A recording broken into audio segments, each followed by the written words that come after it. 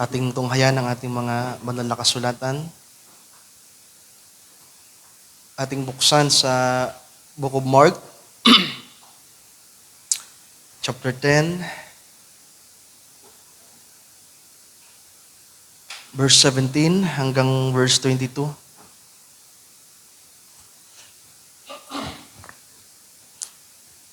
Okay, Mark chapter 10, verse 17.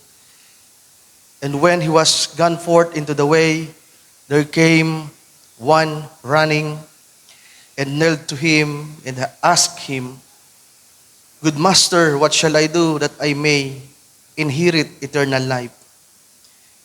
And Jesus answered unto him, Why callest thou me good?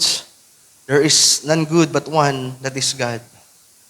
Thou knowest the commandments, do not commit adultery, do not kill, do not steal, do not bear false witness, defraud not, honor thy father and mother. And he answered and said unto him, Master, all this have I observed from my youth. Then Jesus, beholding him, loved him, and said unto him, One thing thou lackest. Go thy way, sell whatsoever thou hast, and give to the poor, and thou shalt have treasures in heaven. And come, take up the cross, and follow me. And he was sad at that saying, and went away grieved, for he had great possessions. Verse 22. Yeah. Tayo saglit na manalangin, mga kapatid. Hallelujah. Dakilang Diyos, aming Panginoon, binasa namin ang mga salitang ito na nagbuhat sa iyo. Aming dalangin muli na iyo po itong kasihan at pagpalain. Ikaw po ang manguna at magsalita sa aming kalagitnaan. Gamitin mo po ang bawat isa sa amin sa gabing ito sa ikaluluwalhati ng iyong dakilang pangalan. Sa iyong lingkod na nakatayo sa harapan bilang instrumentong magsasalita at sa aking mga kapatid na makikinig, Panginoong Diyos, nawa ang lahat ay magampanan kung ano ang layunin mo sa gabing ito. Salamat sa pribilehiyong ito, Panginoon, na makadako sa gawain na ito at makapakinig ng iyong mga salita. Aming dalangin ito at samo, itinataas at hinihiling sa iyo pong dakilang pangalan. In Jesus' name we pray. Amen. And amen. You may be seated, mga kapatid. Magandang gabi sa inyong lahat sa pangalan ng ating Panginoon.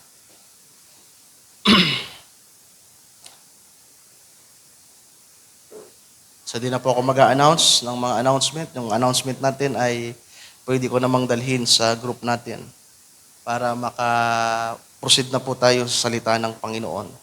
So sa gabing ito ay nais ko pong magtalakay ng isang mahalagang paksa. At napakasarap ng pagbubulay regarding sa topic na ito at it moves me sa isang, kumbaga, kakaibang emosyon, matinding emosyon at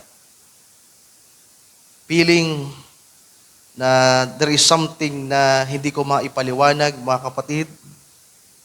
Pero hayaan na sa mga salita ng Panginoon sa gabing ito, sa pangangaral, ay makuha natin ang nais ng Panginoon na may paabot sa atin. So sa gabing ito, yung topic natin, yung title natin ay The Depths of Christ's Love. Yung title ko dapat dito, The Love of the Lord. Pero habang patuloy na nagbabasa at nagbubulay, so yung naging title natin ay The Depths, yung D-E-P-T-H, Sister Mary Ann, The Depths of Christ's Love. Ang lalim ng pag-ibig ng Panginoong Jesus. So, it will tackle about God's love, the love of the Lord, mga kapatid, at kung paano ito itinuturo ng banal na kasulatan. So, nung mga nakaraan, tinalakay natin si Jacob, how he loved, paano siya umibig, at paano din po ang Diyos na umiibig at nais niyang ibigin natin siya, mga kapatid. So, pwede bang paki-plus mo, Sir Mary Ann? Bago tayo mag-proceed with Christ, then ganyan, tapos S. Christ, may S.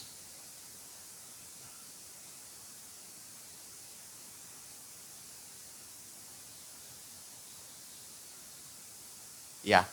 Okay, so yan po yung topic natin, mga kapatid. At itong binasa natin sa Mark ay malimit na po natin itong basahin. Pero ang umagaw ng pansin ko sa pagbubulay at sa pag-aaral ng mga salita ng Panginoon regarding sa pag-ibig niya, mga kapatid, alam ko na ang pag-ibig ng Diyos ay napakalawak at ang pag-ibig ng Diyos ay incomprehensible. Hindi to kayang maisip ng tao, hindi to kayang i-explain. Pero kung ano lang yung maiintindihan natin at naiintindihan natin, hanggang dun lang tayo. Habang binubulay ko nga ito, kakaiba ang pag-ibig ng Diyos. Talagang napakalayo po ng pag-ibig natin sa Kanya. Habang binubulay ko, sabi ko, ang Panginoon lamang ang may kakayang umibig ng iba't ibang lahi. Di ba? From all the races around the world, napakarami pong lahi sa buong mundo. Sa modern era natin, may mga Chinese, Taiwanese, Vietnamese, mga Indians, Arabians. Napakarami. At inibig ng Panginoon ito ng sabay-sabay. Samantalang tayo, hindi natin kayang umibig ng sabay-sabay. Meron tayong maiaangat, merong mababa. Hindi kaya ng tao yung pag-ibig na meron ang Panginoong Diyos, mga mahal kong kapatid. At ipinortray niya ang pag-ibig na ito sa creation unang-una. When God created all things, He made all things beautifully and perfectly. At kahit no ang tao ay magkasala, ipinamalas ng Diyos ang kanyang pag-ibig through salvation. Di ba? Sa salvation, andyan yung redemption. Kaya napakalawak ng pag-ibig ng Diyos at malimit na natin itong marinig. Nung nakaraan lang, ipinaawit sa atin yung the love of God. Na napakalawak ng ipinapakita. Pero sa gabing ito, titingin tayo ng isang napakahalagang bahagi na may kinalaman mismo sa ating Panginoong Hesus, na nais niyang mas maintindihan natin ito at naway makita natin, mga mahal kong kapatid. Kaya itong mga talatang binasa natin patungkol sa rich man, young ruler, in-approach niya ang Panginoon, lumapit siya sa Panginoon, kilala niya ang Panginoon, meron na siyang kamalayan, knowledge, kung sino ang ating Panginoong Jesucristo, may naririnig na siya, nababalitaan na niya sapagkat sa mga panahon na ito, ang ating Panginoon ay nagiging tanyag na, mga kapatid. Nakikilala na siya, nagpapasimula na siyang gumawa. Nagminister na ang ating Panginoon, nangaral, nagturo, nagpagaling, gumawa ng himala, at halos umiikot ng Panginoon sa mga bayan. At isang araw, habang ang ating Panginoon ay nasa paglalakbay, sabi dito, when He was gone forth into the way, habang ang ating Panginoon ay nasa paglalakbay, merong lumapit na isang binata sa kanya. At ang sabi ng binata, napakaganda ng kanyang approach sa Panginoon, "Good Master, what shall I do that I may inherit eternal life?" So talagang direct to the point kung ano ang kailangan ng taong ito. Hindi niya kailangan ng blessing sapagkat meron siya. May mga magulang siyang iginalang niya. Kapagmahal siya sa mga tao, nagbigay siya, mga kapatid. Hindi siya nagnakaw, halos he lived righteously. Na yung 10 utos ay nagawa niya na sundin, mga mahal kong kapatid. At ang sabi ng banal na kasulatan, ang kailangan ng taong ito ay ang bagay na ipinarito ng Panginoon, which is the eternal life. At ang sagot ng Panginoon sa verse 18, alam nyo, habang binabasa ko ito, kakaiba na yung pagbasa ko. Sabihin natin, ang ganda rin ng response ng Panginoon. Diba? Napakaamo ng Panginoon na nagsasalita, "Why callest thou me good? There is none good but one, that is God. Thou knowest the commandments, do not commit adultery, do not kill, do not steal, do not bear false witness, defraud not, honor thy father and mother." So ang ganda ng sinabi ng Panginoon, din ang lalaki ay sumagot, "Master, all this things have I observed from my youths. So nagawa niya ang kautusan. At itong verse 21 ang umagaw ng pansin sa akin, at dito ito lumawak, mga kapatid. So pagkat ang sabi sa verse 21, then Jesus, beholding him, love him. Kaya naging kakaiba yung pagbasa ko sa mga talatang ito, lalong-lalo na nung sinasabi ng Panginoon, one thing thou lackest. Go thy way, seal whatsoever thou hast, and give to the poor, and thou shalt have treasure in heaven. And come. Baka naka-smile pa ang Panginoon na maamo sa kanya. Kasi ang ganda din ng approach ng binata. Kaya habang binabasa ko ang verse 21, ini-imagine ko, idinadramatize ko, paano ito. Sinabi ng Panginoon, kayo na lang din po ang magbasa in your own way, paano nyo madadama ang mensahe, ang message ng Panginoon sa binata. At ang sabi dito, sa pagpapatuloy, and come, take up the cross and follow me. Ipinakita ng banal na kasulatan na pinagmasdan ng maigi ng Panginoon ng binata. Di ba? Pag sinabi pong beholding, mga mahal kong kapatid, talagang pinagmasdan niyang maigi. At ang sabi ng banal na kasulatan, the Lord loves him. Napaka-espesyal ng taong ito. Sapagkat una, physically, di ba? Physically, nakadaupang palad niya ang Panginoon 2,000 years ago. At yun ang kaibahan natin sa taong ito. Sapagkat we are living by faith, only in believing. Nasabi na Apostol Pedro sa 1 Peter chapter 1, verse 8 to 9, na bagamat hindi natin nakikita ang Panginoon, ay nagawa natin siyang ibigin. Pero hindi natin siya narinig mismong nagsalita, hindi natin siya nakita ng personal, hindi natin siya nahawakan. Pero may mga taong nabuhay nung unang panahon, kasama na yung 12 alagad, na nakaranas ng natural affection. Narinig nila ang Panginoon ng personal, nakita nila, nahawakan nila, nakasama nila, na maglakbay, kumain, matulog. Wow! Try to imagine that. Na yung hari ng mga hari, the Son of God, hallelujah, ang Panginoon, ang anak ng Diyos, ay makakasama mo ng pisikal, ng natural, mga mahal kong kapatid. Kaya itong lalaking ito ay isa sa naging mapalad sana. Sapagkat na-encounter niya ang Panginoon, nakausap niya ng personal. At narinig niya mismo ng letra for letra kung ano ang kanyang kailangang gawin. Sabi ng banal na kasulatan, ng isulat ito ni Mark, ipinakita na habang tinitingnan ng Panginoon at kinakausap ng Panginoon ang lalaking ito, ay nakita nila ang pagmamahal. The way na nag-share ang Panginoon, the way na kinausap ng Panginoon ang lalaking ito ay with love.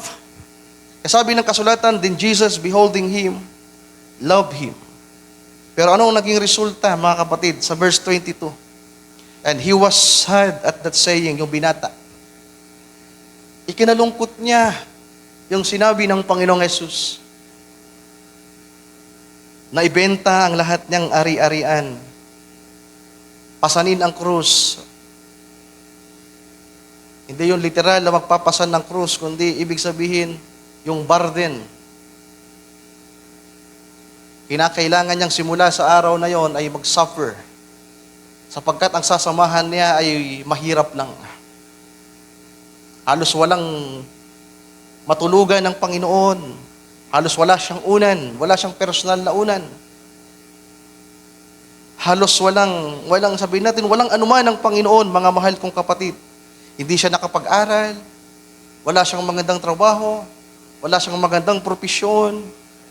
Wala siyang mga kaibigan na may impluwensya. Siya'y simpleng tao lamang na ginagawang kalooban ng Ama. Hallelujah, ang nangangaral at nagtuturo ng salita at gumagawa ng mga bagay na mabuti. At ito yung take up the cross. At ang sabi ng Panginoon, follow me. Pero ano ang dahilan kung bakit nalungkot ang binatang ito? Ito yung highlights ko pa, mga mahal kong kapatid. For he had great possessions. Ang naging dahilan ng pagtanggi at naging kalungkutan ng binatang ito ay dahil meron siyang dakilang pag-aari. Sabi sa verse 22 sa Tagalog, siya'y yumaong namamanglaw sapagkat siya'y isang may maraming mga pag-aari. So ito literal na ang taong ito ay maraming pag-aari sapagkat mayaman siya. At ito yung gusto ng Panginoon na alisin sa kanya. Ibenta ang lahat at ipamigay o ipamahagi sa mga mahirap.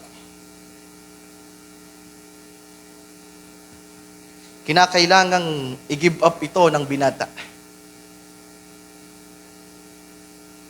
Kinakailangan kung ano ang meron siya, ano siya, ay kinakailangan niya itong kalimutan at talikuran. At ito po yung hindi nagawa ng binata, mga mahal kong kapatid. Nireject niya ang Panginoon.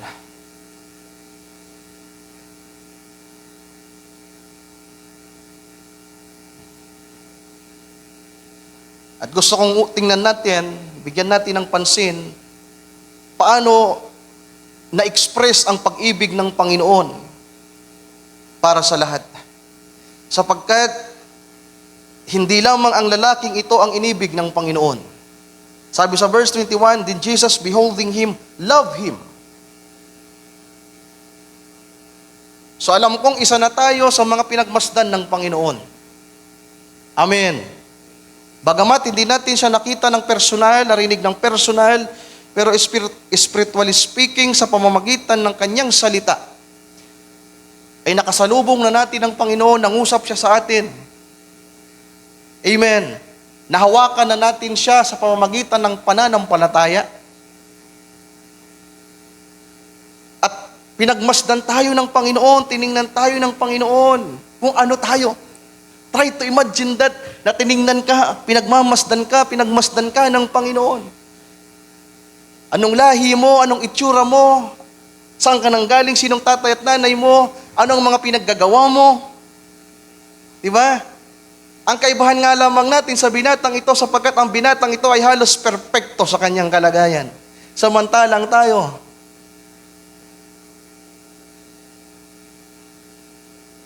na kung tayo ang sinabihan ng Panginoon na, alam mo ba ang kautusan? Huwag kang magnakaw, huwag kang pumatay, huwag kang mangaluniha. Hindi natin kayang sumagot ng, Lord, nagawa ko po ang lahat ng iyan.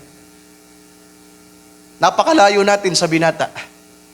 Kung tutuusin, kung anong naging kalagayan sa buhay. Iginalang niya ang kanyang mga magulang. Pero tayo, napakalayo. Halos wala tayong respeto sa ating mga magulang.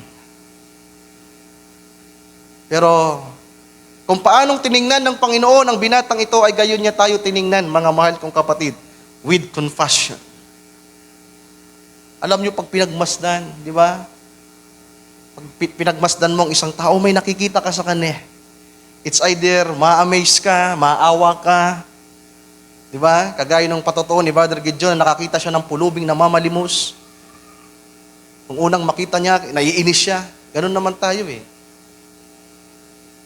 Depende sa nakikita natin sa paligid. Yung damdamin natin ay nakadepende sa kung ano ang atmosphere, ano yung surroundings, ano yung nangyayari, at kung ano yung mood natin. Kapag masaya tayo, pag may pera, iba yung feelings mo. Parang gusto mo lahat tulungan. Pero kapag wala kang pera, iba yung mood mo. Kahit sa pamilya, di ba, yung mag-asawa, yung mga anak. Pag walang pera, iba yung mood dyan. Pero kapag may pera, alos, tara. Ang sarap ng buhay, napakasaya, mga mahal kong kapatid. Tama po ba? Yan po ang reality. Pero ang Panginoon, kapag tumingin, na halos nakikita niya ang lahat, ang kabuuan, sa buong pagkatao natin, mga mahal kong kapatid, tatlong bagay ang aking nakita paano tumingin ang Panginoon. Lalong-lalo sa mga mananampalataya.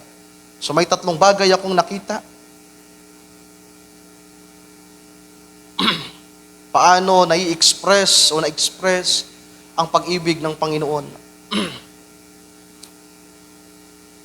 Sa New Testament, ang napakadakilang pag-ibig ay naisulat, naibalita at nakaabot sa atin. Tama? The greatest love story, for God so loved the world that He gave His only begotten Son, that whosoever believes on Him should not perish, but have an everlasting life. Yung pag-ibig ng Diyos ay nahayag sa Kanyang anak. At ang ating Panginoong Hesus nang nabuhay sa ibabaw ng lupa, mga mahal kong kapatid, He projected what kind of love God is. Kung anong meron ang Diyos, kung anong meron sa Kanya, sabi ng kasulatan, God is love. At ang nag-project nito, ang naghayag nito, ay ang ating Panginoong Hesukristo, at yan ang nilalaman ng bagong tipan. Tama po ba? From Matthew to Revelation, iproject ng Panginoong Diyos ang Kanyang pag-ibig. Sa iba't ibang kaparaanan, ipinakita niya ito sa pamamagitan ng mga gawa.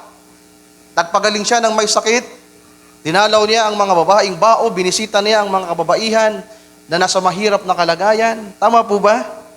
Tinutulungan niya ang mga tao, nagpatawad siya, nagligtas siya. Yung babae na nasa Luke chapter 8, nababatuhin na sana para mamatay, niligtas ng Panginoon at hindi niya hinatulan. Pag-ibig yon ng Panginoon.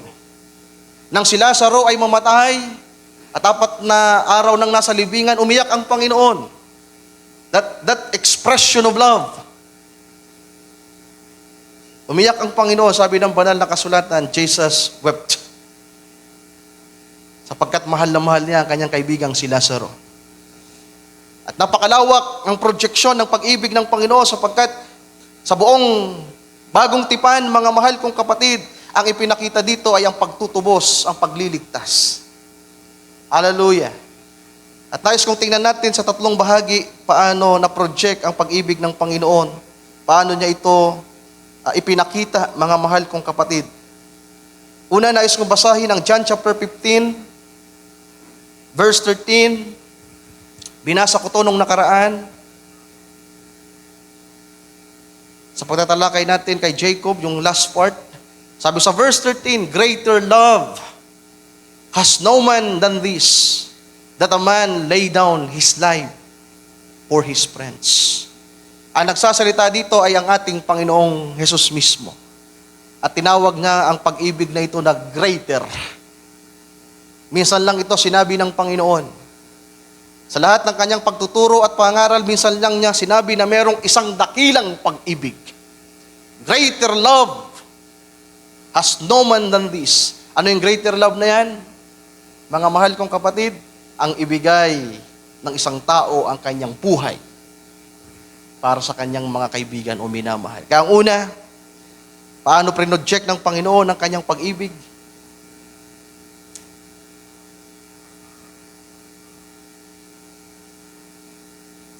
The greatness of the cost. What is cost? Ano yung magiging kabayaran? O sabihin pa natin, ano yung kayang ibigay sa bagay na ito?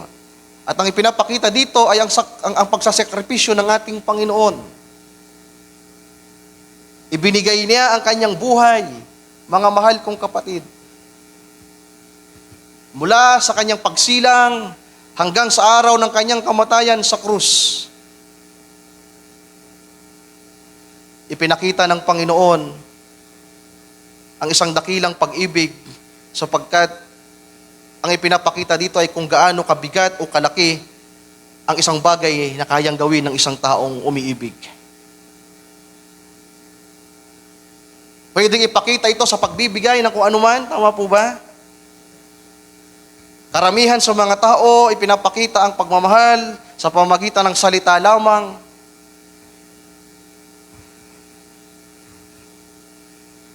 O kaya ay sa mga bagay na material, o kaya yung pag-ibig na meron dito sa ibabaw ng lupa. Pero ang unang projection ng pag-ibig ng Panginoon, kapag tinitingnan niya tayo, mga mahal kong kapatid, alam niya na kapag umibig siya sa atin, ang kapalit nito ay ang kanyang buhay. Narinig niyo po ba? Kapag tinitingnan tayo ng Panginoon, ang nakikita niya ay kung ano ang kanyang dadanasin.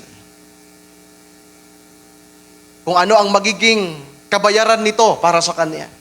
It costs his life. Kaya habang tinitingnan ng Panginoon yung binatang lalaki, bagamat hindi sinabi ng Panginoon na darating ang isang araw, iaalay niyang kanyang buhay, kapag tumingin ang Panginoon sa mga tao na nasa kasalanan, mga mahal kong kapatid, nais niyang iligtas ang mga tao.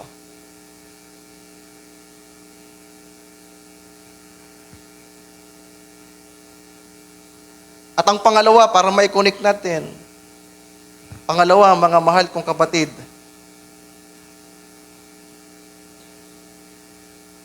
ay patungkol sa tao o bagay na kanyang iibigin, gaano ito kahalaga.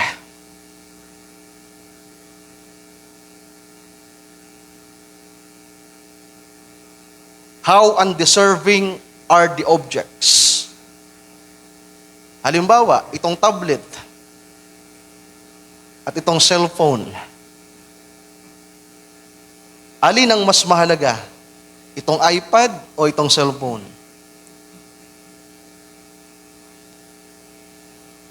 Nasundan niyo po ba? Alin ang mas less dito? Alin ang mas mababa ang value? Itong cellphone o itong iPad? Kung ako ang titingin sapagkat ito'y pag-aari ko, medyo mahirapan ako magdesisyon kasi parehas mapapakinabangan. Pero mas nauna to. Mas nagagamit to sa mas malawak na, sabihin natin, purpose, mga kapatid. O kaya pag pinag-usapan ng tao, gaano ka-deserve ng isang tao ang ibigin siya, may kinalaman niya sa kung anong background niya sa buhay. Halimbawa, ang isang binata ay iibig, maghahanap ng kanyang mapapangasawa. Hindi yan basta-basta na kagaya nung nag-viral. Huwag kang manliligaw ng just lang. Sino nakapanood nun? Di ba? Napanood nyo ba yung nag-viral na pastora? Nasa pangaral niya, kayong mga binata na may mga trabaho na, may kotse na, nakapagtrabaho kayo, may profesyon na kayo, tapos may kotse kayo, iibig ba kayo sa isang babaeng naglalako lang sa tindahan na sa kalye na naglalakad? Ipinapakita yung undeserving ng babae, yung baba ng value. Tama po ba? Kaya sabi ng pastora, ibigin mo yung, huwag kang iibig o papato sa mga just lang. Ipinapakita yung value. Pero tingnan nyo ang Panginoon, paano yung pre-check, mga mahal kong kapatid. Just lang ba tayo? Sino ba tayo? Undeserving tayo, mga mahal kong kapatid. Hindi tayo karapat-dapat. Tama po ba? Nang tingnan tayo ng Panginoon, napakalayo ng kalagayan natin sa binatang mayaman. Ang layo. Unang-una, Hudyo yun. Tayo, Gentiles. Ang tingin sa atin dati ng Panginoon, aso, kaaway. Tayo ay mga mangangalo niya spiritually. Number 1 na kalaban ng Panginoon ay ang mga mangangalo niya. Mga mapagsamba sa mga Diyos-Diyosan, mga makasarili. At ganon yung kalagayan natin dati, sabi ng Apostol Pablo sa Efeso chapter 2, na ang gawa natin ay gawa ng mundo. Gaano tayo kaliit sa harapan ng Diyos, mga kapatid, na ang tao ay magkasala. Sabi ng Apostol Pablo, for all have sinned and come short to the glory of God.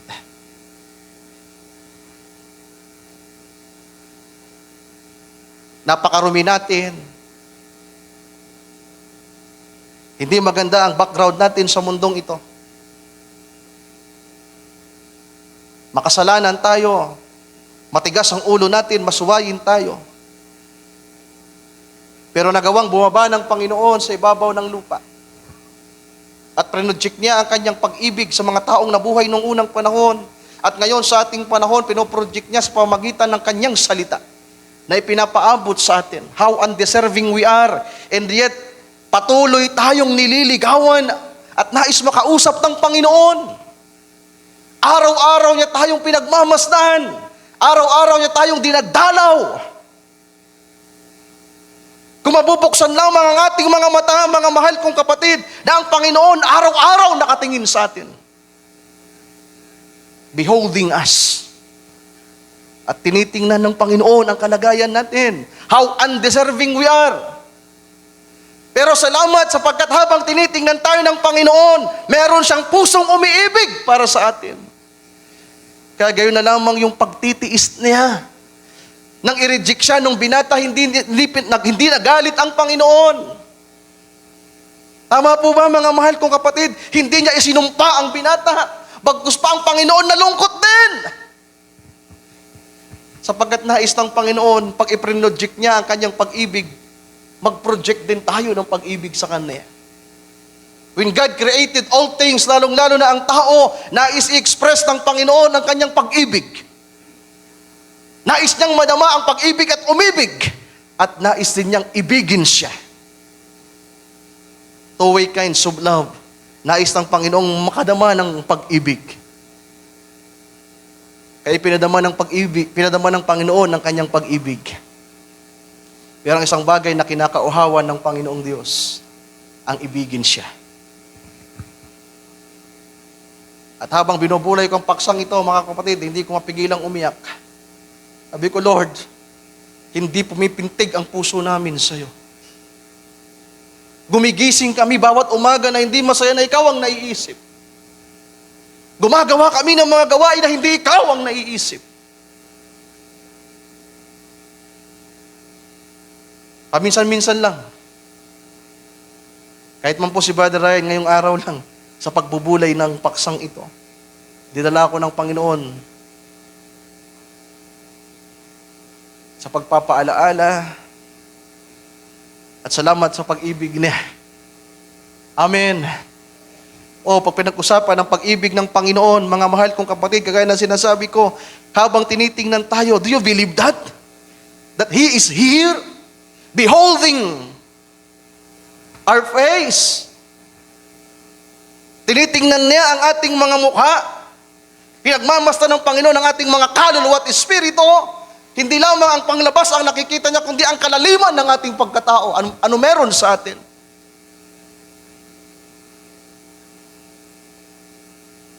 Hindi natin kayang sagutin ng Panginoon na kagaya ng pagsagot ng binata. Pero ang pag-ibig na kanyang ipinadama sa lahat ng mga tinawag pari-parehas at pantay-pantay. Anuman ang sitwasyon ng isang tao, mula sa panahon ng mga apostol hanggang sa panahon natin, paano ini-express ng Panginoon ang kanyang pag-ibig?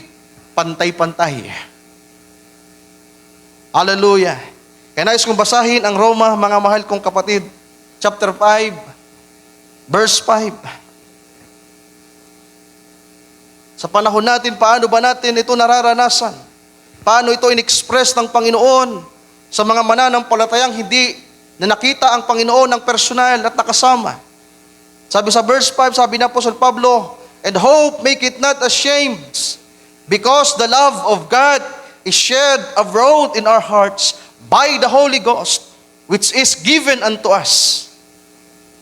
So, sa panahon nila, Apostol Pablo, naranasan nila ang pag-ibig ng Diyos nang maranasan nila ang Espiritu Santo na gumagawa. Sabi sa verse 6, for when we were yet without strength, and due time, Christ died for the ungodly. How undeserving we are. Ano yung unang projection ng pag-ibig? Gaano kalaki ang cost? Gaano kalaki yung mawawala sa umiibig? At pangalawa, gaano kaliit at kababa yung halaga ng ibigin? Nasundan niyo po ba? Yung unang dalawa, halimbawa, yung isang taong iibig na kaya niyang ialay ang lahat sa isang taong walang anuman.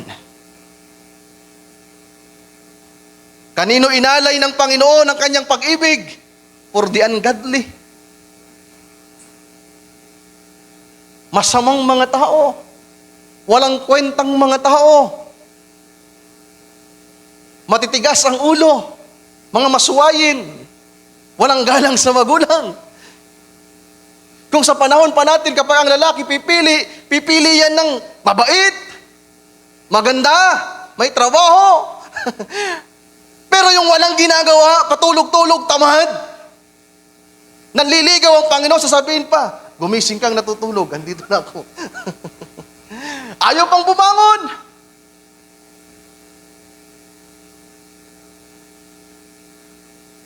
Pero tingnan nyo, mga mahal kong kapatid, when God projected this love toward us,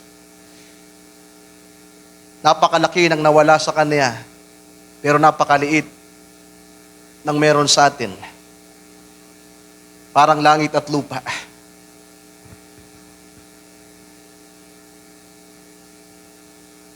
Christ died for the ungodly. So makikita natin yung number 1 and number 2.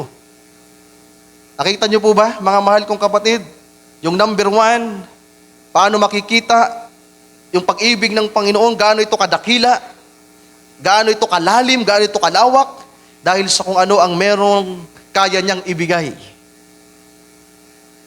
At pangalawa, bagamat para bang cellphone na ang halaga ay 10,000, binili niya ng 100 billion. Nakuha niyo po ba? Na halimbawa, napulot ka lang na isang maruming cellphone. Hawak ka ngayon ng magnanakaw na si Satanas. Tapos sasabihin ni Satanas, hindi. Para makuha mo to, ang presyo, 100 bilyon. Kasama na ang buhay mo. Ang tanong, ginawa ba ng Panginoon? He paid the price.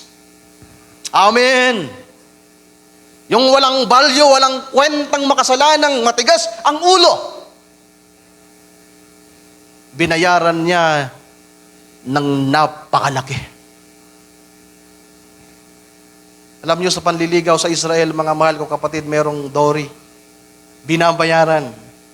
Diba kagaya ni Jacob na nagmahal? Binayaran niya ng pagkakawang gawa 14 years kasi wala siyang maibigay.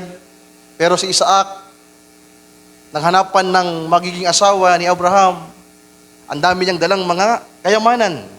Nagdala ng 10 kamelyo, may mga bitbit na mga kagamitan. Mga alahas para ibigay doon sa liligawan, magiging asawa. At tingnan niyo po ang ginawa ng ating Panginoon, mga mahal kong kapatid. Kaya sabi sa verse 25 ng bago natin ituloy ito, Ephesians 5:25,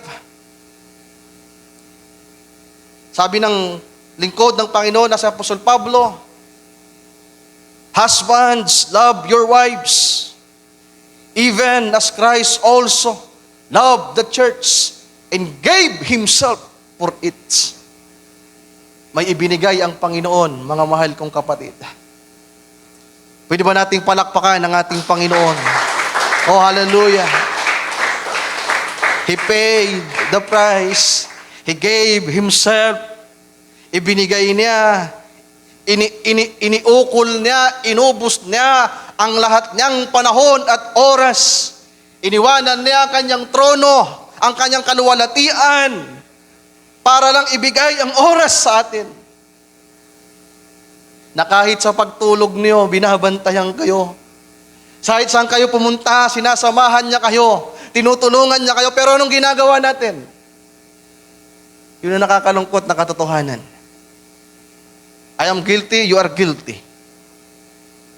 Mahal ba natin ang Panginoon? Oops. Tingnan niyo ang puso niyo. Madaling sabihin. Pero pag binulay natin to, mga mahal kong kapatid, napakalaki ng kakulangan sa atin ngayon. At gusto kong maranasang totoong umiibig sa Kanya. Sinong gusto? Kung meron man akong idadalangin ngayon, Lord, sana magising ako isang umaga na pumipintig, tumitibok ang puso ko sa iyo. Hindi yung testimony natin, paggising ko, mahal ko na siya. Sino? Yung liligawan mo, yung asawa mo. Pero ang tanong, ang Panginoon.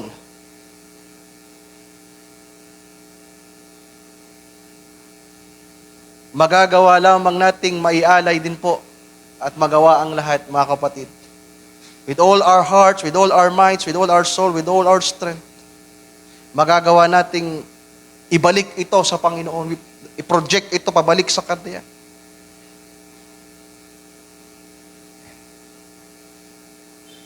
Kung merong isang elemento sa kaibuturan ng ating mga kaluluwa, nasisibol. Amen? Hallelujah. Hindi yan basta damdamin lang, kundi ang tawag diyan ay agapaw. God's love na nasisilang, sisibol sa iyong puso. Sino sa atin dito ang gustong dumalangin na sana, Panginoon, sibulan ang puso ko ng pag-ibig sa iyo? Na ano pat, magsisimba tayo, mga mahal kong kapatid na masaya. Mabubuhay tayo sa pag-ibig. Oh, I love you with the love of the Lord. Ang makikita sa atin ng ating mga kapatid, ng bawat isa atin ay pag-ibig. Yung Episo, basahin ko ang Episo, chapter 5, verse 1, hanggang verse 2, sabi na Apostol Pablo, atras natin, verse 1 and 2, andyan lang sa Termerian, atras mo lang sa verse 1. Sabi ni Pablo, be ye therefore followers of God as their children. And verse 2. And walk in love. Can you say amen to that? Walk in love. As Christ also has loved us. And has given Himself for us. Ibinigay niya ang kanyang sarili. An offering and a sacrifice to God for a sweet-smelling savor. Walk in love. Walk in love. Nakakita na ba kayo ng isang taong in love pag naglalakad? Sino dito nakaranas ng umibig?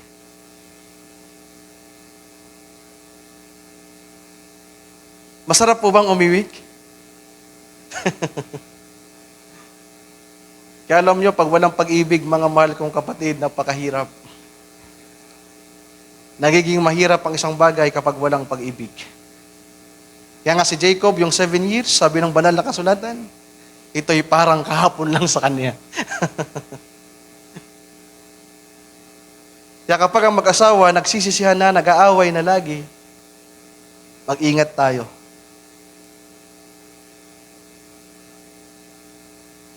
Magkasintahan pa lang kayo, lagi na kayong magkaaway. Iayos nyo na yan bago pumahuli ang lahat. Pag nagkapirmahan na, Brother Gideon. Ikakasal pa naman ang ating kapatid, malapit na. Pero maganda yung kwento ni Brother Gideon, yung mga pinabot niya sa aking balita. Natutuwa ko. Pero kayong mga nandito, kung meron pang panahon, ang pag-ibig, mga mahal kong kapatid, hindi basta-basta.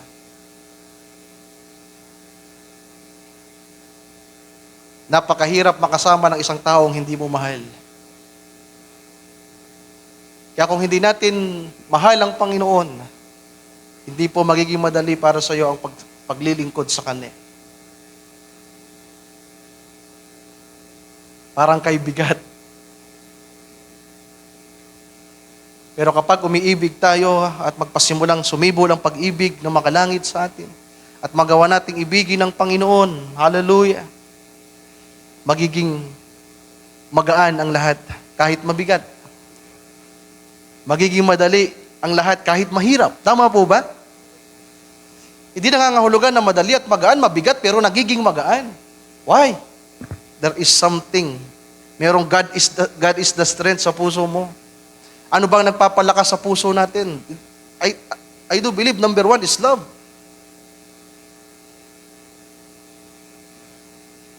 Kaya nga yung mga superhero na, di ba, nagsusuperpower. Pag-ibig yung nag-a-arise, pag sinaktan yung mahal nila sa buhay. Pag-ibig, ang pinakamatinding pwersang nagbibigay ng lakas sa isang tao. Kaya sabi ng mga pag-aaral, the greatest power here on earth, even in the universe, is love. Yan ang makapangyarihang, yan ang pinakadakilang kapangyarihan, mga kapatid. So tuloy natin yung Roma, Sister Mary Ann. Balikan natin yung verse 6. For when we were yet without strength. So salamat sa kanta ni Brother Joshua kahit walang practice. Baka kasi hindi totoong God is the strength eh. Sabi ko, tagal lang intro. Ano yung kakantahin nila? God is the strength pala. Pero salamat sa mensahe. Kasabi ng banal na kasulatan, when we were yet without strength, in due time, Christ died for us, the ungodly. Verse 7, for scarcely for a righteous man will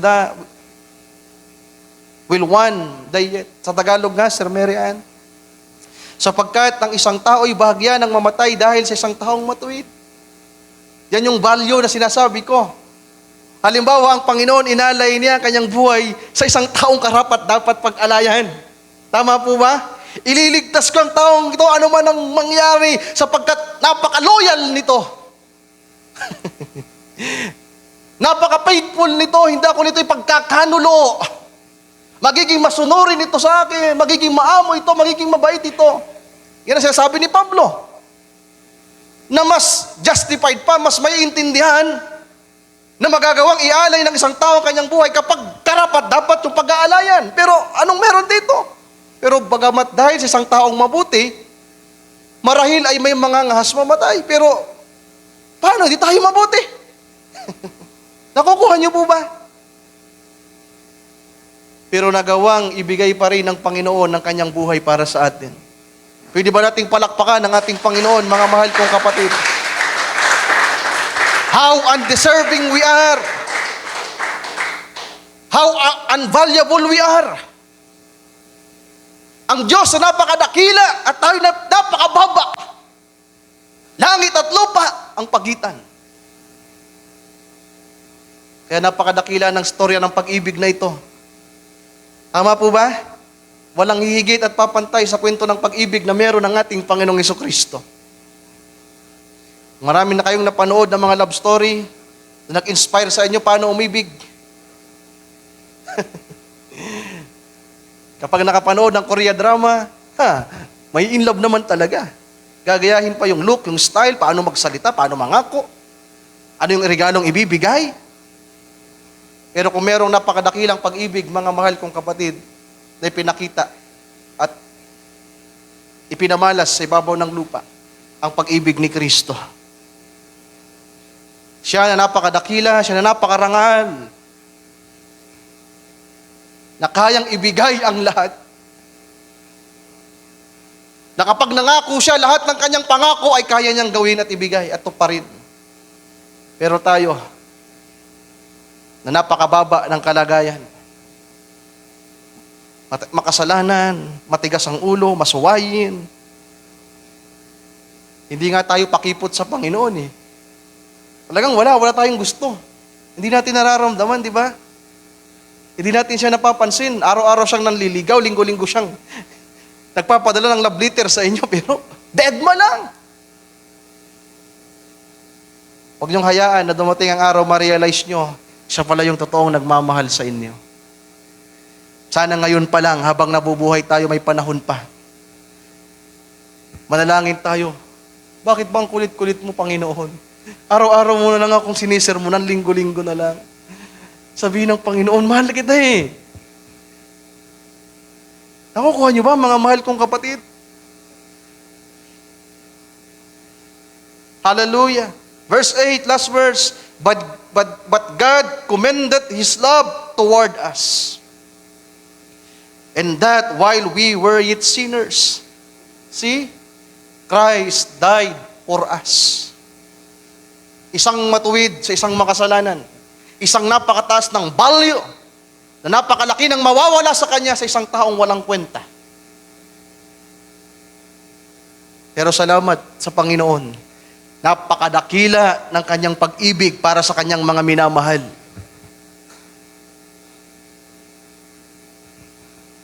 Kaya habang ina-imagine ko yung binata, mga mahal kong kapatid, tiningnan siya ng Panginoon. Nakita niya ng mukhaan ng Panginoon. Bakit hindi niya nagawang sundin ng Panginoon? Sinagot ng Panginoon yung hinahanap niya.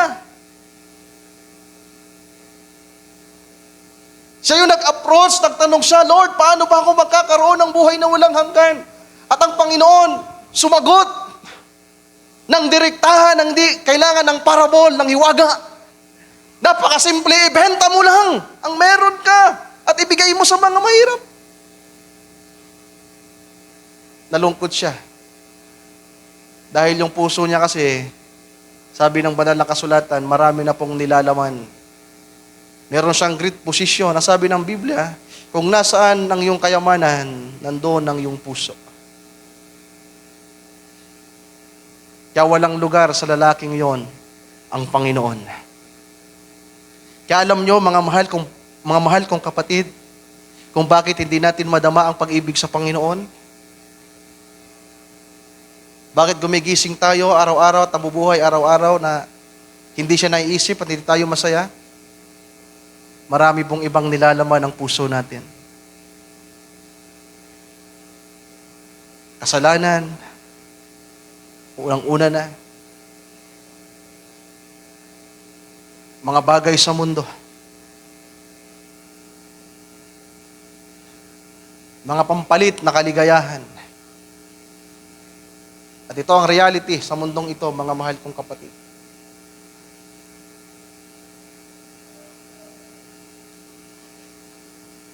Pero salamat,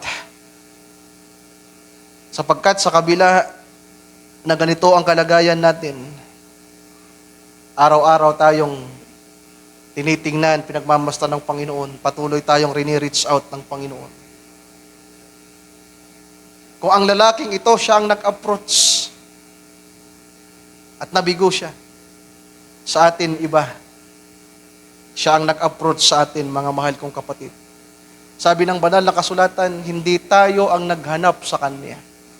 Siya ang naghanap sa atin. At nang makita niya tayo, iba yung ginagawa natin. Nakikita ng Panginoon ang mga bagay na ginagawa natin. How undeserving we are, ungodly we are, unrighteous we are. Pero salamat, ang mga mata ng Panginoon, sabi ng banal na kasulatan,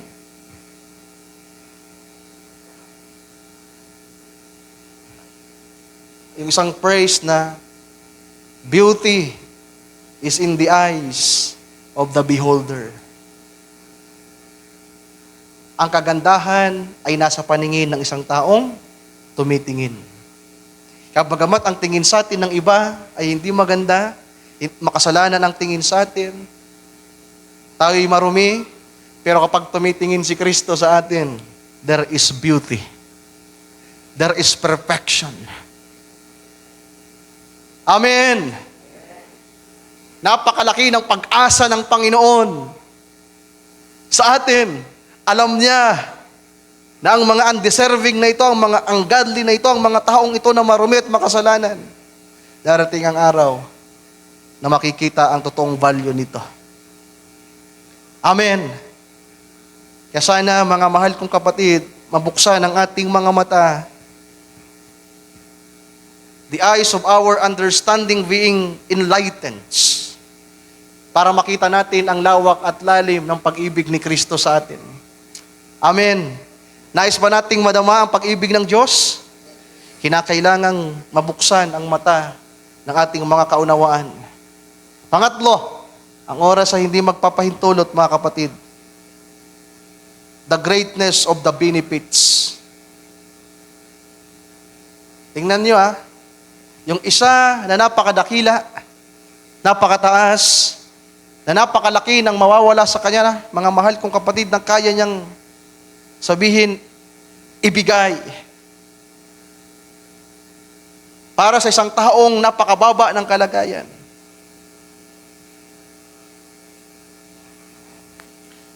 Ephesians 1, verse 3 to 6, mga kapatid. Ang napipicturize ko dito ay yung isang hari sa talinghaga ng ating Panginoon, isang ama na hari na naghanda ng piging ng kasalan para sa kanyang anak na lalaki.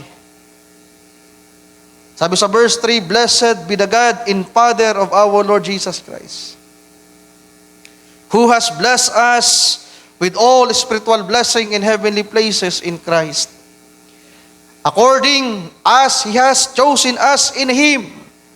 Hallelujah! Kung merong Abraham na siyang pumili ng mapapangasawa para kay Isaac, tama po ba?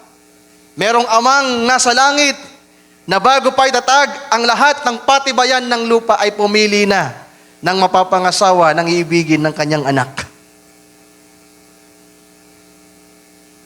Before the foundation of the world, that we should be holy and without blame before Him in love. Nasa pasimula pa mga maasa sa bago pang pagpapasimula, bago pa ang pundasyon ng mundo ay maitatag, nagawa ng pumili ng Panginoong Diyos. At ang pinili daw, mga mahal kong kapatid, ay mga taong walang kapintasan, mga banal. Sa harapan niya, sa pag-ibig. Bakit kinakailangang before Him in love? Dahil kung walang dakilang pag-ibig, mga mahal kong kapatid, yung kalagayan natin bilang tao ngayon, tayo ay unholy. Napakarami nating kapintasan. Pero salamat dahil sa pag-ibig ng Panginoong Diyos. Amen. Nagawa niyang ialay ang kanyang buhay para sa atin at nagawa niyang mangako at tuparin at gawin na hindi lamang niya kayang ialay ang kanyang buhay, mga mahal kong kapatid, hindi lamang kaya ng Panginoon ay sakripisyo ang kanyang buhay para tayo ay iligtas, para tayo ay tubusin. He is more than enough para ibigay at ipagkaloob ang lahat ng pangangailangan natin. Amen. Hallelujah. Sabi sa verse 5, "Having predestinated us unto the adoption of children by Jesus Christ, to Himself according to the good pleasure of His will." And verse 6, "To the praise of the glory of His grace, wherein He has made us accepted in the beloved." Tayo ay tinanggap ng Panginoon na Kanyang pinakamamahal. Na kapag tumitingin ang Panginoon sa atin, habang pinagmamasdan niya tayo, ang nasa Kanyang puso ay dakilang pag-ibig. Amen. Hallelujah. Kayang ibigay ng Panginoon ang lahat. He is more than enough, mga mahal kong kapatid. Pero bakit hindi natin ito makita? Bakit lagi tayo nasa pagkatakot at pag-aalinlangan? Bakit tayo lagi nasa pagkukompromiso? Sapagkat hindi natin makita ang bagay na ito sa Kanya. Dahil kung makikita natin at mararanasan ang pag-ibig na ito ng Panginoon at magtitiwala tayo sa Kanya ng buong buo, na hindi lamang niya kayang ibigay ang kanyang buhay para sa atin, kaya niya tayong bigyan ng buhay na walang hanggan, na masaganang walang kamatayan. Na yung mga bagay na ino-offer ng mundo na panandalian lamang at mga bagay na temporal na merong hangganan, dito nauubos ang ating panahon at oras. Ito ang nilalaman ng ating mga puso. At ito ang dahilan kung bakit nalulungkot ang Panginoon. Hindi nangangahulugan na hindi niya tayo iniibig kapag siya'y nalulungkot. Kapag sinasaway niya tayo, nire-rebuke niya tayo, hindi nangangahulugan na hindi niya tayo mahal. Kapag ang Panginoon nagtampo at nalungkot, nag-grieve, isa lang ibig sabihin nun, mga kapatid ko, mahal na mahal ka niya.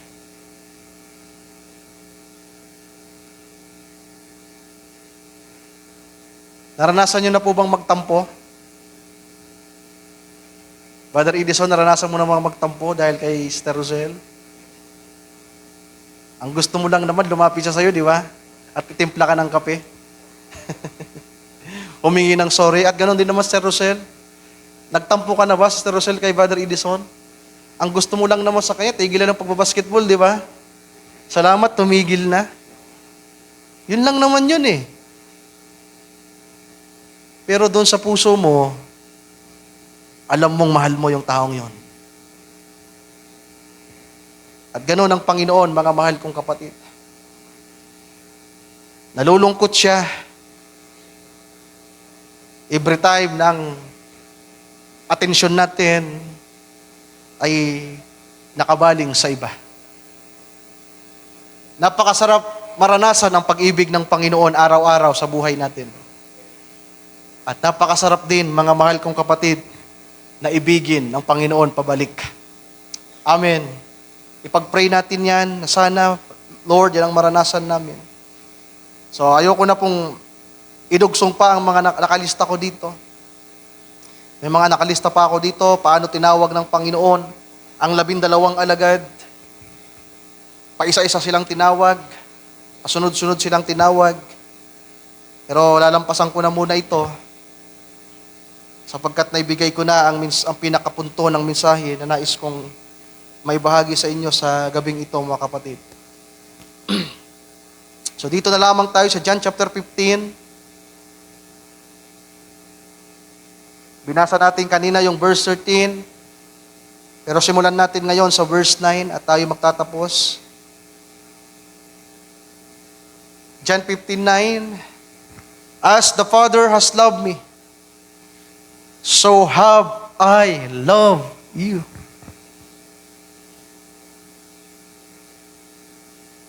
Try to imagine that.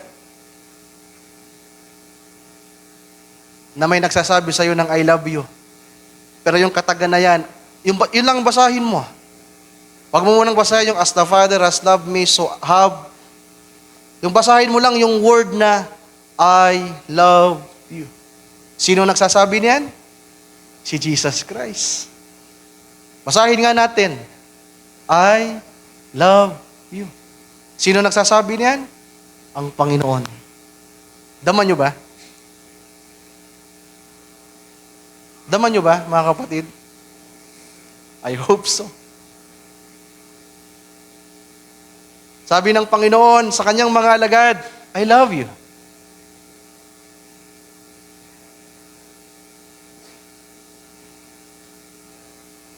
At sabi pa ng Panginoon, continue ye in my love.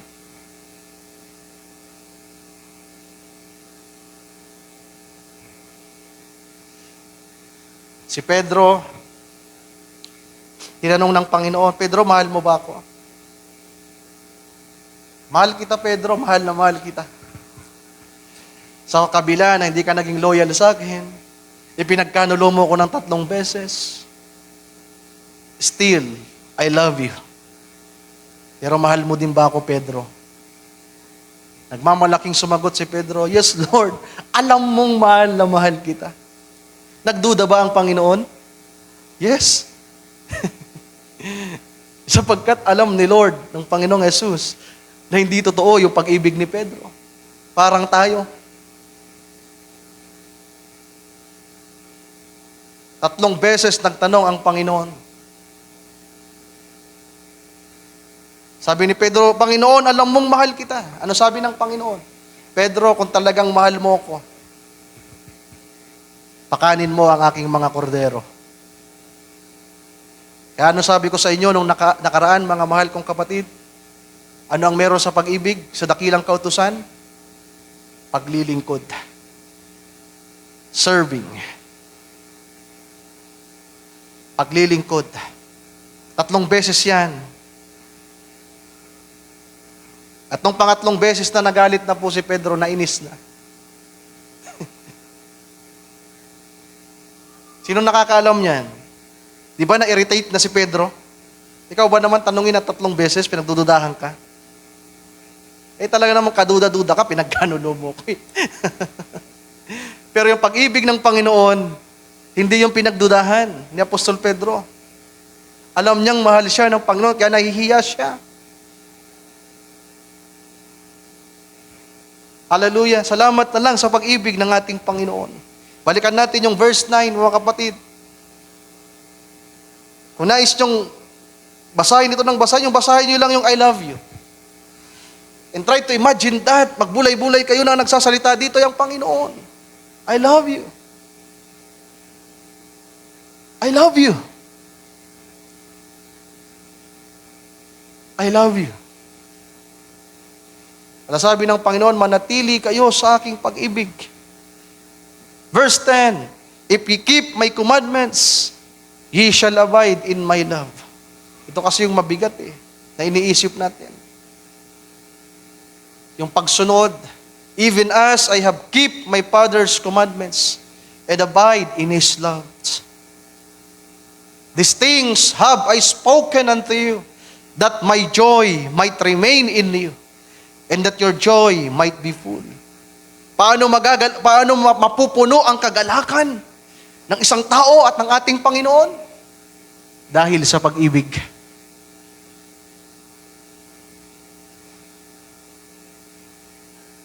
The greatest manifestation of love, pag ito'y na-express at maranasan ng isang tao, kasiyahan at kagalakan. Para mapuno ang kagalakan. Kaya kapag ikinakasal, di ba talagang masaya yan? Merong handaan, merong pagdiriwang, merong pagsasalo-salo, at ganyan ang magiging kasalan ng kordero at ng nobya. In verse 12, this is my commandments, that ye love one another. Inulit ng Panginoon. As I have loved you. Love one another, as I have loved you.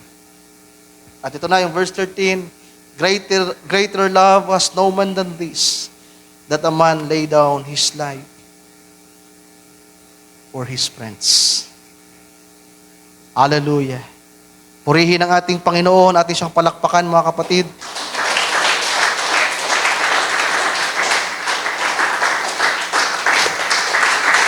Hallelujah. Tayong lahat ay magsitayo. Oh, hallelujah. Thank you, Lord, for your words. Tayo umawit, mga kapatid.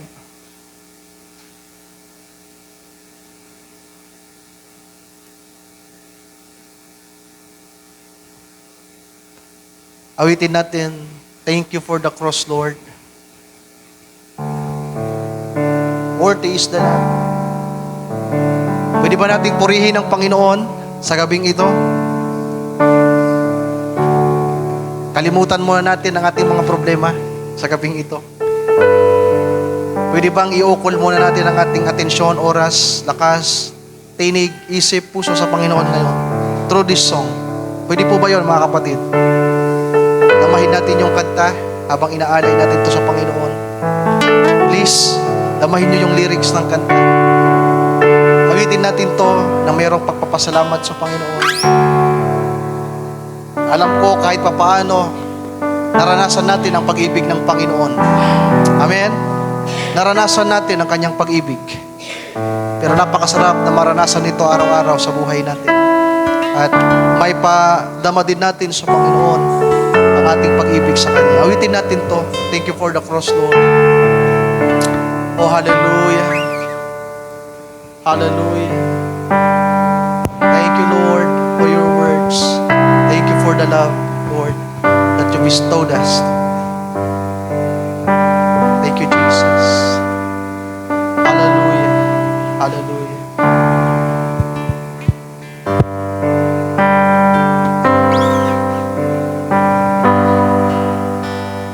Thank you for the cross, Lord. Awitin natin mula sa ating mga puso. Thank you for the price you paid. Hallelujah.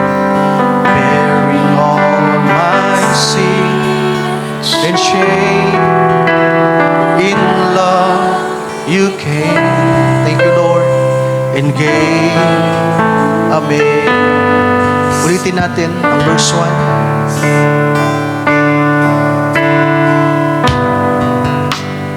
Thank you for the cross, Lord. Thank you for the price you. Thank you, Lord Jesus, bearing all my sin and shame. Hallelujah. In love you came. Thank you, Lord. You gave verse 2. Thank you for His love. Thank you, Lord. Salamat sa pag-ibig mo. Salamat sa pagpapalaala mo sa amin sa gabing ito. Na minamahal mo kami.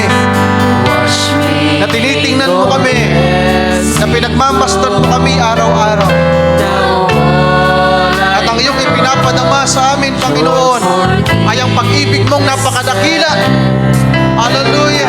Thank you, Jesus. Worthy is the Lamb. Oh, seated on the throne. Hallelujah.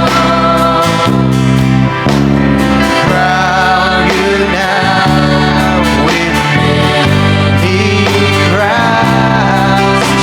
You reign victorious. Hallelujah. High and lifted up, Jesus, Son of God, the treasure of heaven crucified. Worthy is the Lamb. Worthy is the Lamb. Hallelujah. Worthy is the Lamb. Sabi ng awit, the treasure of heaven crucified. Worthy is the Lamb. High and lifted up. Napakataas ng ating Panginoon. Siya ang anak ng Diyos. Siya ang hari ng mga hari. Panginoon ng mga Panginoon. Napakarangal, napakadakila, napakatuwid, napakabanal. Walang kapintasan. Hari ng katwiran. Puspos ng karunungan at kaunawaan. Puspos ng pag-ibig, ng biyaya, ng habag at ng awa. Pero tayo, we are ungodly. We are unrighteous. We are sinners. Pero salamat sapagkat ang napakadakilang pag-ibig na nahayag sa lupa. Una, napakataas ng umibig sa atin. Hindi basta-basta ang umibig sa inyo.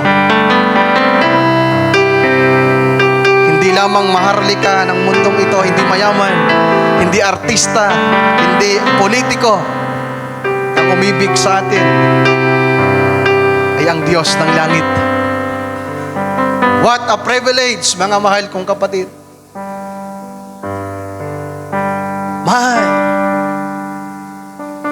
try to imagine that.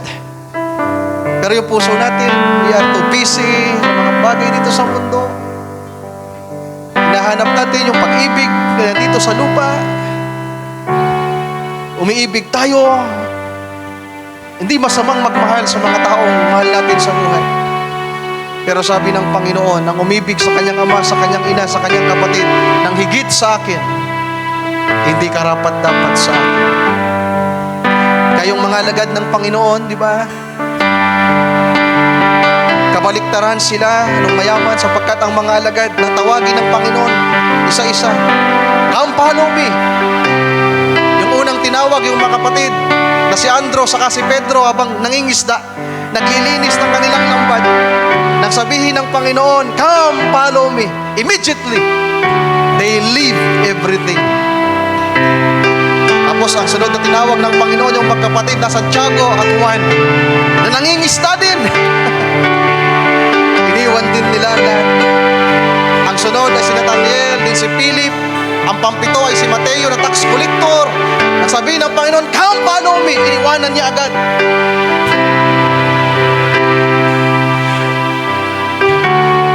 At nais ng Panginoon sa mga huling araw na ito, ma-project ang ganitong pag-ibig sa atin. And I do believe, patuloy tayong liligawan ng Panginoon, patuloy siyang mangungusap, patuloy siyang nandyan na nakamasid sa atin. Amen? Hallelujah!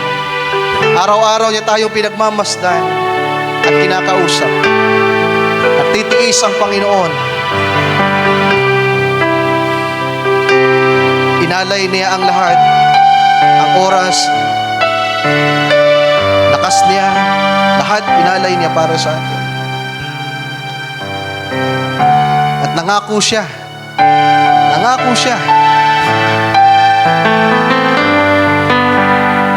na kung saan siya naroroon ay doon din naman tayo paroroon. Nangako siya na ipaghahanda niya tayo ng lahat ng kailangan natin. Kaya ano man ang mangyari sa mundong ito, mga kapatid ko, ano man ang mangyari sa atin, magkaroon man ng mga karamdaman, ng mga kahirapan, merong isang uri ng pag-ibig, merong isang nagmamahal sa atin. At yan ang wag na wag nating kalilimutan. Amen. Huwag niyong kalilimutan na may isang makapangyarihang nilalang na nagmamahal sa inyo. Merong isang nag-alay ng kanyang buhay para sa inyo. Totoo, just lang tayo. Kaya justified tayo. Sino ba tayo sa harapan ng Panginoon? Pero salamat, inari niya tayong malinis at matuwid.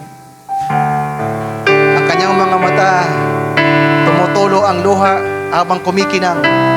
Sapagkat habang nakikita tayo ng Panginoon na sumusuway, nasa mga pagkakamali at katigasan ng ulo, mahal na mahal niya tayo. Hallelujah! O Lord, salamat.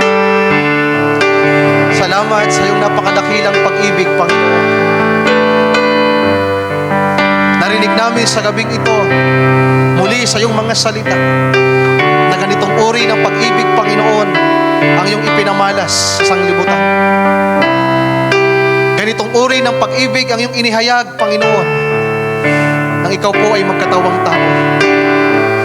At ngayon sa kalagayang espiritu, kasama ka namin, Lord, sa pamamagitan ng iyong mga salita, ay ipinapaalala mo sa amin ito, itinuturo mo sa amin, at ipinapadama mo sa amin sa pamamagitan ng iyong mga salita, habang ito ay nare-reveal sa amin. Panginoon, pagkaminsan, damang-dama namin ang pag-ibig mo. At hindi mapigilan ang aming mga luha sa pagpatak sa aming mga mata.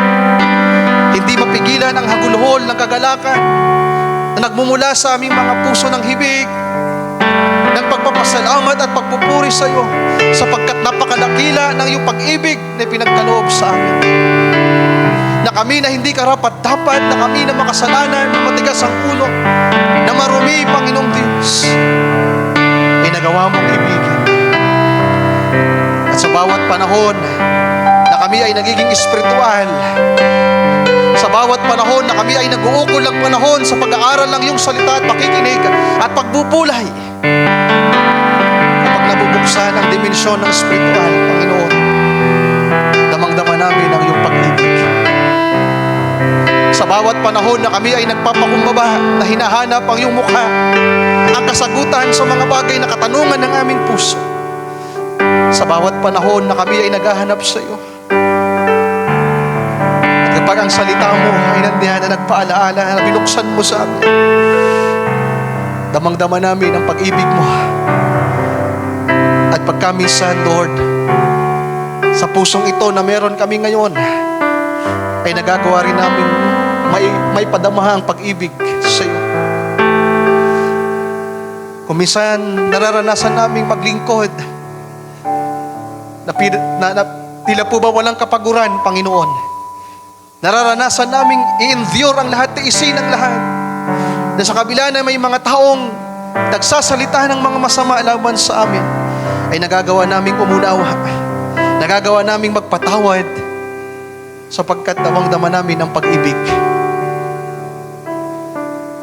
Ngunit sadyang ang katotohanan, Panginoon, ay malimit na ang nararanasan namin ay kawalan ng pagmamahal, kawalan ng concern, ng care, ng malasakit, sapagkat ang aming mga puso ay sumasagana sa mga bagay ng mundo. Ang aming mga puso ay sumasagana, napakaraming posisyon dahil sa mundong ito, na kung paano ang binata na merong kayamanan, na merong pag-aari na napakarami, na ito'y nasa kanyang puso at kaisipan, ay nagawa kang i-reject, Panginoon, ng araw na yun. Ay gayon din po ang karamihan sa amin sa mga panahon ito, na hindi namin napapahalagahan ang iyong salita, ang iyong mga pagtuturo, ang iyong mga pangaral, Panginoon. Lord, patawarin mo po ang bawat isa sa amin minsan pa sa gabing ito. Kasama ko ang aking mga kapatid sa gabing ito, na muling dumudulog sa iyong harapan, sa iyo, Panginoong Diyos. Patawarin niyo po ang bawat isa sa amin. Patawarin niyo po ang maling kalagayan ng aming puso at kaisipan. Patawarin niyo po kami sa katigasan ng aming mga ulo, sa kawalan ng panahon sa iyo at sa iyong mga salita. Lord, dinadala ko ang aking sarili sa iyong harapan, kasama na ang aking mga kapatid, na sila lang din po ang nakakaalam kung ano ang kalagayan ng kanilang puso at kaisipan ngayon. Ako sa aking sarili, Panginoon, alam ko there is something that is lacking. Merong kulang. Sapagkat nais kong maging masaya sa oras na ito. Nais kong magpuri sa iyo. Nais kong maglingkod sa iyo. Sapagkat ito ang itinuturo mo, ito ang nais mo. Pero hindi ko po mahanap sa aking puso. Nais kong umunawa. Nais kong magtiis. Kaya kong labanan ang lahat ng mga tukso at kasalanan, katigasan ng ulo. Dalhin ang aking sarili sa pagbubulay sa pananalangin, sa pag-aaral ng iyong salita. Pero merong bagay, Panginoong Diyos, na kulang. At alam kong gayon din sa aking mga kapatid. Nawa sa gabing ito, makaabot sa iyong pakinig, Panginoon, ang aming dalangin. Alam ko, Lord, nakikita mo kami sa gabing ito, na kung paanong sa pagtuturo at pangaral ng iyong salita sa gabing ito, pinagmamasdan mo kami sa oras na ito. Tinitingnan mo kami. At nandiyan kang nangungusap sa aming mga puso. Salamat sa iyong pagtitiis, Panginoon. Salamat sa walang sawa na pagsama sa amin araw-araw, oras-oras. O Lord, maraming salamat. Thank you, Lord Jesus. Hallelujah. Thank you, Lord Jesus. Hallelujah. Lord, salamat sa lahat. Salamat sa napakadakilang pag-ibig mo sa amin. At patawad po na kung sa mga panahong ito ay hindi namin maibalik at masuklian ang pag-ibig. Pero nais naming idulog sa iyo sa gabing ito ng sama-sama. Nais naming maranasan ang dakilang pag-ibig na ito na sumibol, Panginoon, at papuspos sa aming mga puso. Sa mga huling araw na ito, nais naming maranasan ang napakadakilang pag-ibig na ito. Pag-ibig mo na umiibig sa amin at pag-ibig namin na umiibig sa iyo. Na magagawa naming tiisin ang lahat. Na magagawa naming ibigay ang lahat. Dahil kami ay umiibig sa iyo na umiibig sa amin. Lord, maraming salamat sa gabing ito. Salamat sa paalaala. Salamat sa pagtuturo mo muli ng iyong mga salita. Tanggapin mo po ang aming dalangin. Pakinggan mo nawa ang aming samo. At yun nawang tugunin ang pangangailangan ng bawat isa sa amin, Panginoon. Lalong-lalo na po sa spiritual na kalagayan. Alam ko, Panginoong Diyos, alam namin, lagi kang handang magpatawad, lagi kang handang umunawa, at lagi kang handang umibig. At walang katapusan ang iyong pagmamahal, Panginoon. At ito ang aming ipinagpapasalamat sa oras na ito. Hallelujah, sapagkat ang iyong pag-ibig ay walang katapusan, walang hanggan para sa iyong mga iniibig. Pupurihin ka, sambahin ka, luwalatiin ka. Aming samo ang lahat ng ito, dalangin, at ipinagkakatiwala sa iyo. Hinihiling sa iyo pong dakila at banal na pangalan. It is only in the mighty name of you, our Lord and Savior, Jesus Christ. Amen.